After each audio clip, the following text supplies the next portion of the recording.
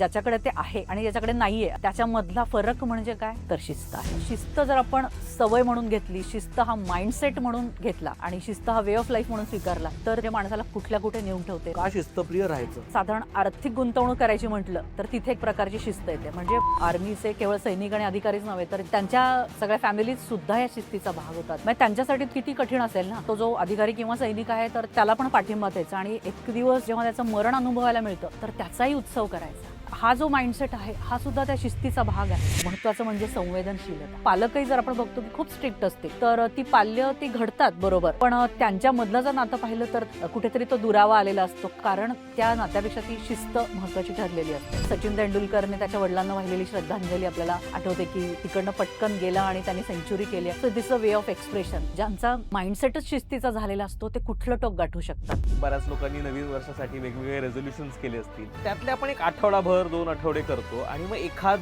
दिवस चुकला तर त्याच्यानंतर दुसऱ्या दिवशी ना ते परत मोटिवेशन कसं आहे? शिस्त म्हणजे फ्रीडमच्या विरोधात आहे, काहीतरी चौकटीत बांधलं गेलेलं आहे. मला एक्झॅक्टली उलट वाटतं की शिस्त हा स्वातंत्र्याकडे नेणारा एक मार्ग आहे. यशाच्या आपल्या ज्या संकल्पना असतात ना की ते पूर्ण करूनच मला यश मिळतंय किंवा माझं तेवढं आता वजन कमी झालंय किंवा मला तेवढं वर्कआउट करायचं तेवढं आता मी पोहोचलोय म्हणजे मी यशस्वी झालोय असं अजिबात नाहीये. प्रोसेसही महत्वाची आणि ते डेस्टिनेशनही महत्वाचं आहे. तर डेस्टिनेशन मिळाल्यानंतर सुद्धा तुम्हाला प्रोसेस जास्त चांगली वाटायला लागते.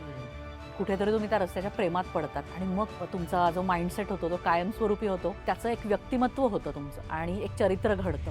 चरैवेती चालत राहा प्रोसेसवर विश्वास ठेव, थांबू नको कुठेही. फक्त एक अर्ध पाऊल तेवढं रोज सातत्याने त्या दिशेने पुढे जा. तू व्यवस्थित शिस्तीमध्ये आहेस आणि ते तुझं यश आहे.